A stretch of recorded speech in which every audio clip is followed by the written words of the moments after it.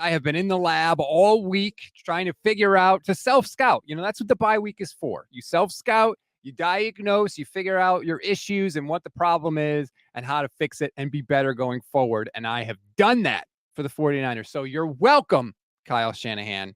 I figured it out for you. All you need to do, as we've been trying to tell you for however long we've been doing this show, just listen to us. We got it.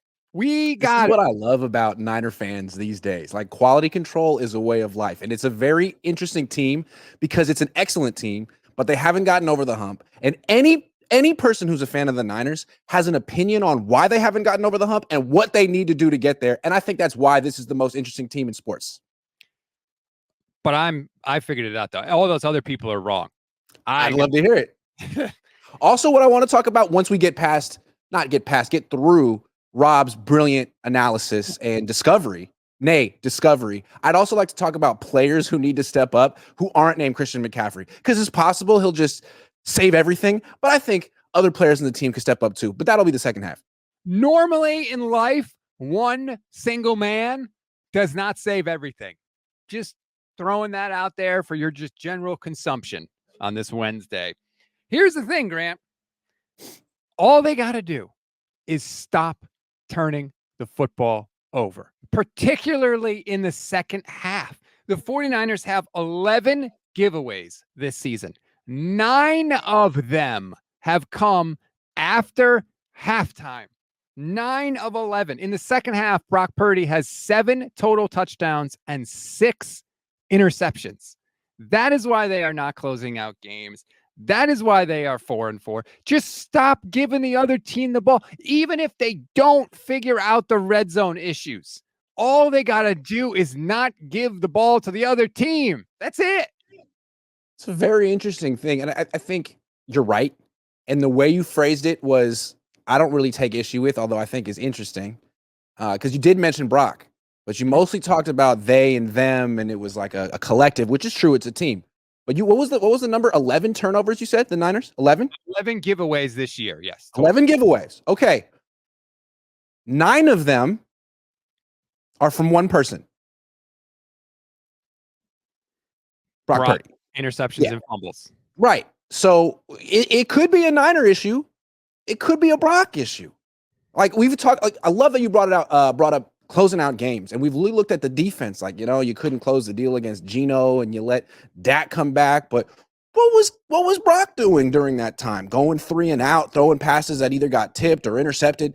When Kyle's been asked about closing out games, he talks about the offense. And again, he won't use Brock Purdy's name. He'll talk about, we need to do this and we need to do that. But I think a big story this season is Brock turning the ball over. And that was the thing with Jimmy. I mean, they're definitely different quarterbacks. Brock's a great athlete. The way he scrambles is phenomenal. But turnovers are an issue for him right now. There's a very simple solution to that, Grant. Stop turning the ball over. I love that. As his attorney, I would highly recommend, don't do it. It's not only that. I talked about how one man rarely solves everything. Well, I'll tell you this. Christian McCaffrey solves a lot for the 49ers. And it doesn't have anything to do with his rushing yards, and it doesn't have anything to do with his touchdowns. Do you know, Grant, that when Christian McCaffrey doesn't play, the 49ers turn the ball over almost 2 times a game? 1.6 turnovers per game without Christian McCaffrey. It's hard to win that way. When he plays, they turn it over 0.8 times per game. Literally half as much.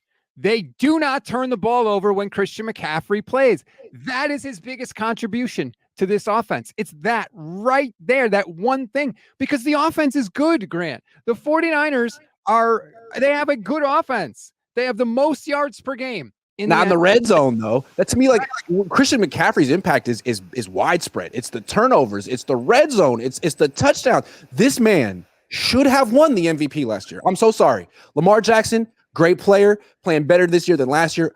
It should have been Christian last year. My God. The 49ers have the most yards per game in the NFC. Second in the NFL. Only Baltimore puts up more yards per game than the 49ers. And this is without Christian McCaffrey this year. They have the 4th most passing yards per game. They have the 4th most rushing yards per game. They're 6th in points per game, even with all the red zone issues. True. Even without Christian McCaffrey, they are top 10 in points per game in the league. The one thing they got to fix is to not give the other team the damn football, and just Christian McCaffrey's mere presence will mitigate that. And again, when you say they, we're talking Brock mostly. There was the Jordan Mason fumble, and someone else must have turned the ball over as well. Yeah, I can't think of. Was it Guerrera? I don't know, like off the top of my head. Yeah, I can't think of the other ones. This is mostly a Brock issue. And so what I'm looking is, when is Brock turning the ball over? Like, as far as interceptions go, I'm looking at his splits, and I think one that's really interesting is time in the pocket. When he holds the ball less than 2.5 seconds, which is what he used to do, is 1 pick this year. But when he holds the ball more than 2.5 seconds, which is what he's been doing a lot this year, he actually has more attempts where he holds the ball more than 2.5 seconds than less than 2.5 seconds. 6 picks, 6 touchdowns, 6 picks. That's the problem. It's fun to watch him run left, run right, do a cartwheel, and a back handspring before throwing the ball, but it's just not winning football.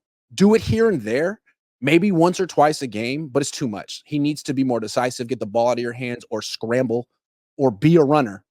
Not one of this like, oh, I'm running, actually I'm throwing, no, I'm running. Like, don't do that. That's when the picks happen. I just could not believe that they turned the ball over twice as much without Christian McCaffrey as with Christian McCaffrey. And maybe that's because Brock, he gets open so easily on the checkdowns that because most of Brock's interceptions are on short throws. They're on short throws over the middle. He doesn't throw that many like deep passes. Most of his picks come when he's, throwing the ball into traffic in the middle of the field. But McCaffrey is so damn good and you can't cover him.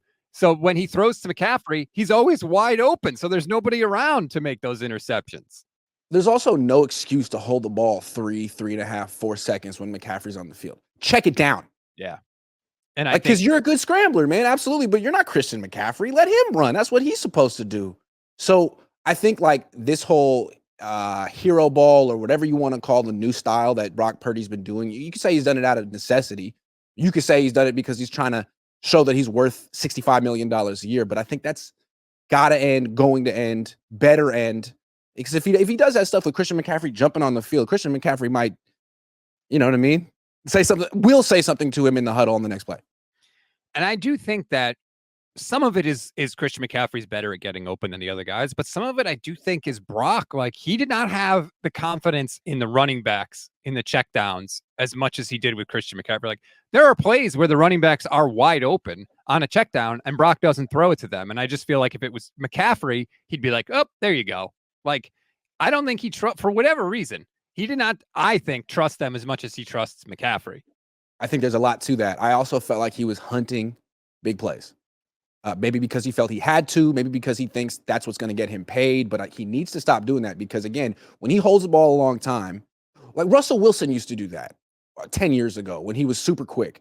He could hold the ball forever, and then he could throw it 70 yards, and it would be a touchdown. That's not what Brock really is going to do. He could hold the ball for all that time, but he's still going to throw like a 15, 20, 25-yard pass into traffic.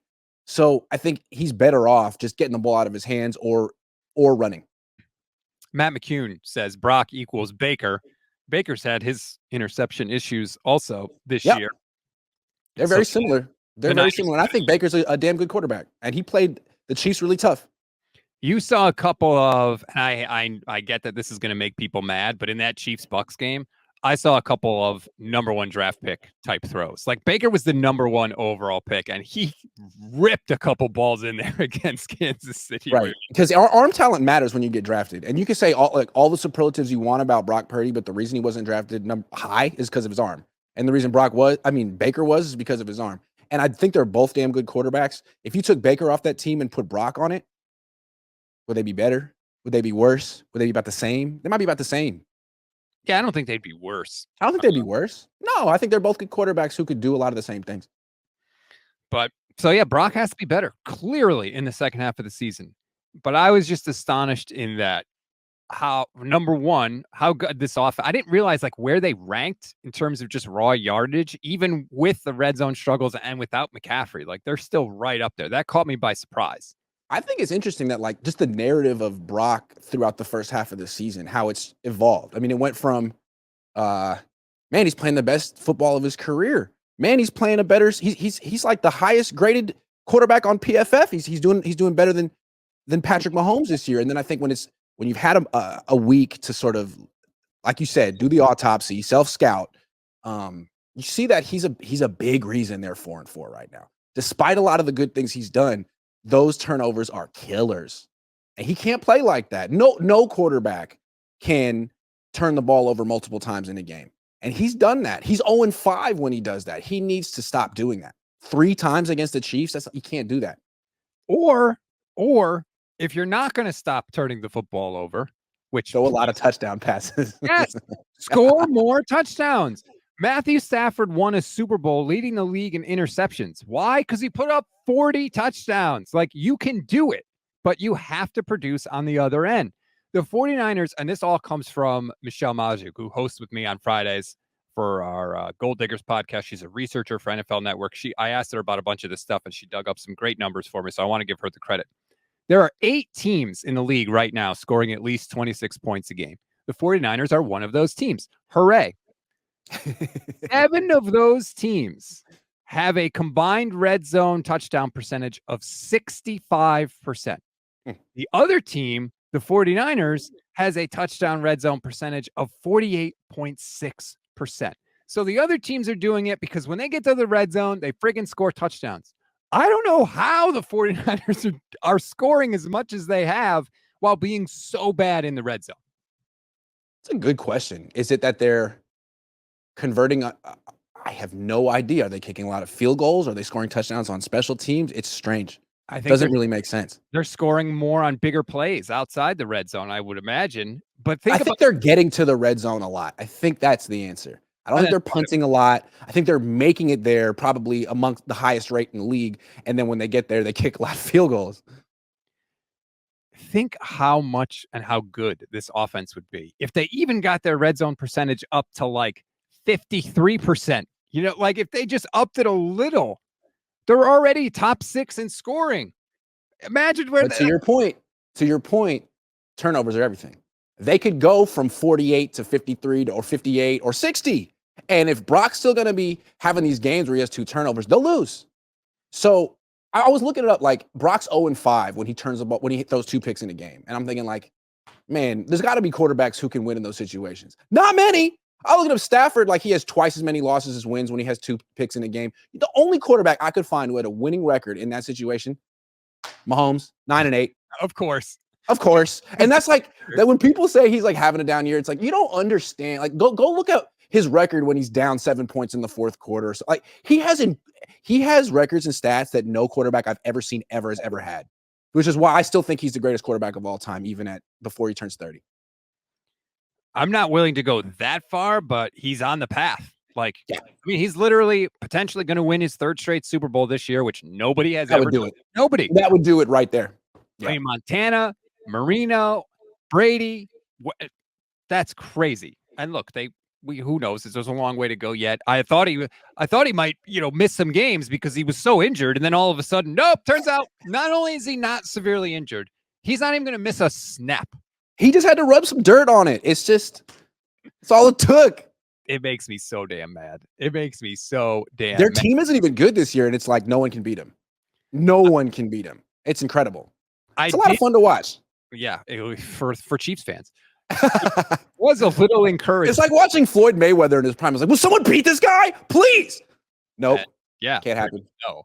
I was a little encouraged though, because the Chiefs put up, 30 points on them, or 27, whatever it was, on Tampa Bay. And like we said, the Chiefs offense hasn't exactly been good this year. So the 49ers should be able to move the ball and put up points against the Buccaneers. Hell, they beat the Buccaneers when they had Mike Evans and Chris Godwin. They should be able to beat them this week. Here's the thing, though. The 2024 version of the 49ers without McCaffrey, I'm not sure they should beat Tampa. They haven't beaten a team that good. They haven't. Not yet. And they made things way too interesting with Dallas. So if McCaffrey comes back and he can make an impact, either with the ball or as a decoy, like changing the coverages that the Niners face, then yeah, absolutely, they win this game. But if McCaffrey isn't ready for this game, I mean, this team hasn't won 2 in a row. This team doesn't play 60 minutes. The Bucs do. They're a hard-playing, solid team. Not a great team, not even a good team, but the hard-playing, solid team. The Niners, you can't even say that about them. Maybe this week. I don't know. They have not put together 4 total quarters this year. No. That's not disputable. They haven't. And it's for a team that's as veteran and experienced as they are, it's really inexcusable. I mean, it's inexcusable for any team, but like this is not the team that should have that problem. The team that has seen 2 Super Bowls slip through their fingers because they couldn't put together 4 quarters of play should not be the team that still cannot put together 4 quarters of play. Right. And it's like, are they doing it this year because is this the Super Bowl hangover and they're just tired and it's mentally exhausted and they're like, you know what? We know we're a November to December team anyway, and Christian's going to come back and we can flip the switch. Or are they just not that good? They're talented, but are they just not that good? It might just not be their year. We'll see. It's a lot of pressure on Christian to like flip the entire script of this season. No worries, Kristen. Just carry the team with 2 bad Achilles. It's fine. Well put. Yeah. Jam 18 reminded me of this, and thank you, Jam. Says Bucs will be tired recently playing for 5 quarters. They played over 80 snaps against Kansas City, more than 40 minutes of time of possession in that game for Kansas City. And it's they have 8 days of rest advantage, the Niners. If they go to Tampa and lose this game with Christian on the field, just shut it down. Shut it down.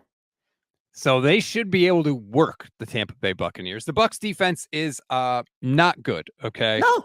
They allow the third. Vita Vea is great. They allow the 3rd most yards in the league. It's Carolina is the worst. Jacksonville is the next worst. And then the Bucs. So they are giving you yardage. And the 49ers chew up yardage. So that is good. When your strength aligns with the weakness of the other team, you should be able to billy club them. So pretty much all you got to do, forget the red zone.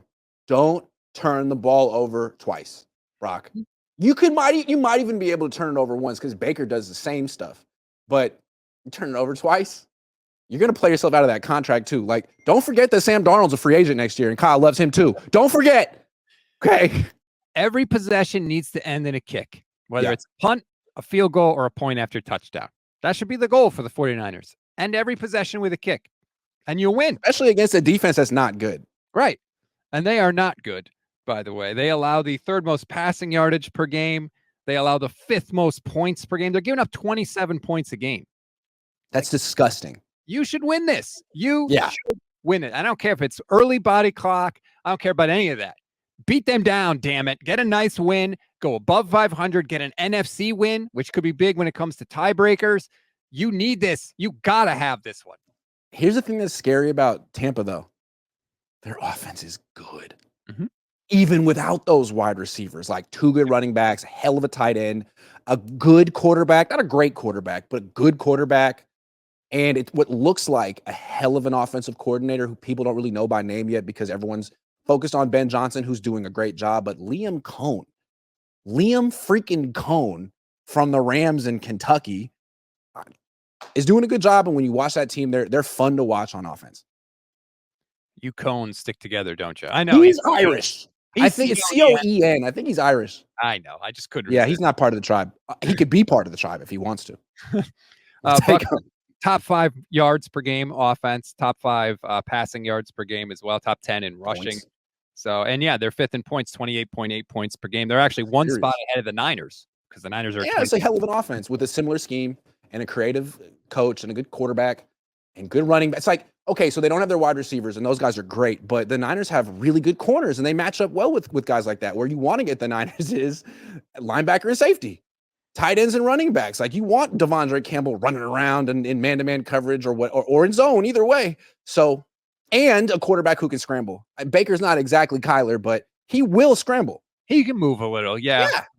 Fortunately for the Niners, they have a coach who is so conservative. He might even be more conservative than Kyle Shanahan. I mean, I couldn't believe what I saw in that game. The Bucs get the ball. They drive. First of all, they get a holding penalty on their last offensive drive. They overcome it against Steve Spagnuolo's defense. They drive down the field with no receivers, and they stick it in the end zone, and Todd Bowles kicks the point after touchdown. Like, what? What? How do you not go for 2 in that spot?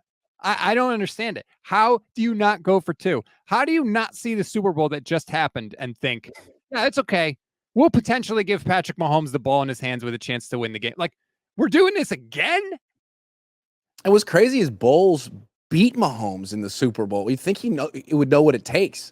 It's like, what happened to that Bowles? That guy was 4 years ago was so aggressive and he had all the different pressures and blitzes. And now it's like, man, your defense sucks and you're just kind of passive and conservative. What happened? You used to be aggressive. You have to stop Mahomes in regulation anyway because he's getting the ball back. So it's like I was stunned by that. But you know what? Maybe that'll help because maybe Bowles will have a chance to stick it to the Niners and he'll pass it up this week and that could leave the door open. Who knows? That's what I'm hoping for anyway. Harold McAllister says, does Brock need to play more like Alex Smith? No, he's played more like he played last year. You're right. Yes, that's the simple as that. He's doing too much. Simple as that. Do less. Remember that movie, Forgetting Sarah Marshall, where he goes to learn how to surf, and the guy Kunu was what's his face? Paul Rudd. Anyway, Paul Rudd, and his only tip is no, you're doing too much. Do less. That's Brock. Just do less, dude. And I think too much. I think last week we kind of saw Kyle put Brock in a position to do less, right? We saw end arounds by wide receivers. We saw the return of the screen pass. Hallelujah. We remembered that that's the thing that you're allowed to do. We saw kind of the Jimmy Gimmies, for lack of a better term. And the Niners offense looked much better last week or, against the Cowboys. Also, I mean, it did in the third quarter. That was so interesting about that game. Like the first half, it wasn't great. And in the third quarter, it was so incredible that it basically overshadowed the whole game. But it's like, if you can do that for a quarter, you can do that for a game, right? Like Brock in particular, he was basically flawless as a passer. He rushed for 30 yards. He was unstoppable for 15 minutes. And then the fourth quarter happened, and then he was like 3 and out. Like, what? I don't understand that. So we'll see. Maybe they just needed a bye week. Fourth quarter of that Dallas game. I mean, one of the possessions, they go 3 and out. They gained 9 yards on first down, and they couldn't get another yard to keep that possession going. That was one of the possessions in the fourth quarter. The next one ended with a field goal where they drove down the field and got 3. The next one, they went 3 and out. So, dude, that one where the first play call is a pass and he scrambles for 7 yards. It's like, okay, you got lucky there. Run the freaking ball, Kyle. Second play call, a pass, and he's sacked from the blind side by a guy who's completely unblocked, and he doesn't fumble. Like, oh my God. I at that point in the game, I had left the press box. I thought the game was over. I went down to start my walk to the press room where I, talk about how the Niners won easily. And I'm just standing there. I noticed that Mike Silver's down there not moving. I'm like, what happened? It's like, oh, well, Brock almost fumbled. I'm like, what? I don't even watch the last 2. I thought the game was over. Like, that was crazy. And that was a lot on not just Brock, on Kyle too. I will say, watching the games this past week, a lot of teams struggled late to close it out. Now, I'm not saying it excuses the 49ers struggles, but they aren't the only ones that have struggled to close it out. I mean, the Eagles almost gacked it up to the friggin' Jaguars. If Trevor Lawrence doesn't Trevor Lawrence and throw a pick in the end zone on first down, the Jags are going to steal that game away from the Eagles. I'm trying to think of the other. Oh, hang on. Let me go back and look. There was multiple other games where teams were either up, had a big lead, and then had to gack it up. Buffalo almost gacked it up to Miami in that game, 30-27. It wasn't like the 49ers are alone in this, but it still doesn't. They still have to get better at it. They have to. It just seems like to me that we're in the middle of an incredible dynasty. These Chiefs, and it's their Super Bowl to win every year, and we're looking like, is there a team that could knock them off this year? Hasn't happened in years. I don't think it's the Niners, even if McCaffrey's really good this year. Is it Baltimore? Maybe. Is it Detroit? It just feels like it's Kansas City's year every year, which is boring. Maybe, I don't know. Yes. And frustrating. Matt McCune called a great game against that defense, except 2 points. He's also a McVay pupil. Yeah, McVay is conservative, man. The McVay, LaFleur, Shanahan, they're so conservative. They're all young and hip, but they all coach like old school coaches. It's bizarre to me. And one of the cool things about Ben Johnson and Dan Campbell is that they don't do that. Don't do that. I don't know if Ben Johnson would be like that as a head coach. He may be taking orders from Dan Campbell. I don't know. I'm not saying he is or he isn't. I have no idea. but it's ultimately Campbell's call, and we know where the hell he stands. Detroit looks really good, man. Detroit looks like the best team in the NFL. They look like what I would say is the only complete team. They have a good enough defense. They just got Zadarius Smith. Excuse me. So that should help replace some of the pass rush that they lost with the Aiden Hutchinson injury. Their special team, they're the best special teams team in the league. They can run it. They can throw it. They look like the complete team, but I don't want to be in a situation where I'm sitting here rooting for the Lions to beat the Chiefs. That would be a miserable Super Bowl for me. It is interesting to watch the Lions, though, knowing that Ben Johnson's going to be a head coach probably pretty soon, and what makes him interesting. Compare them to the Niners. They sort of have a similar identity. The Lions want to run the ball. Mm-hmm. They don't throw the ball that much. But the difference is they don't have one running back. They got two that they trust and they rotate, and they have a great offensive line. Yeah. So they can run the ball even if teams know they're going to run the ball. Whereas the Niners, their offense is a little bit more like, okay, what are you trying to take away? We'll do the opposite. Oh, you want to load up and stop the run? Well, we can pass the ball right now. We can and do all that kind of stuff, which is cool and tricky. But sometimes it's nice to be able to like impose your will in football, and the Lions can do that. And when it's time to pass the ball, like Goff doesn't miss right now. He's on a heater that like I haven't seen in a long time. It's like Drew Brees stuff. He does not miss. I think that Ben Johnson is doing a perfect job because they're able to run the ball so well. He's able to put Goff in positions to succeed constantly, and Goff has done that. And I think where you're talking about with the offense, where it really helps them is in the red zone, because they just run the ball. They don't give a crap what you do. So they run the ball when they get down to the red zone. Number one, that minimizes risk. And number two, they can score touchdowns. And that's why their offense looks better than the 49ers offense. And to me, like, if you want to run the ball successfully in the red zone, you either have to have like the best running back in the league or a big offensive line that can push the defense back, because outside zone, trying to stretch the defense to the side, to me is very effective on your side of the field or in midfield. But when the field is compressed and the safeties are right freaking there, I think it helps a little bit more to be able to like play power football and create holes as opposed to trying to stretch a defense out. That's part of it. There's just less to worry about, and you can use the sidelines as extra defenders. The back of that end zone is a 12th defender for every defense. So the whole Shanahan offense is about getting people in space. Well, there's just less space when you get down to the red zone, which is why Shanahan's teams have not been great in the red zone except with Christian McCaffrey. When he's been there, they've been awesome in the red zone because he could just friggin' run it in. Yeah, and I think a reason why teams are going to be interested or have been interested in Ben Johnson is like, yes, Jared Goff is good. He might be really good, and he's improved, but he's never in a position where he has to throw. You know what I mean? Like, when he does throw, it's like you're kind of surprised, and he doesn't do it that often. And yeah, he's super precise, but that's very much on the coach calling plays in a way that keeps the defense on their heels and being really committed to running the ball. I think a lot of teams would want that for their quarterback. I mean, imagine Brock Purdy only throwing 25 passes a game, but you never know when it's going to be, and he's over here completing 22 of them. That's nice.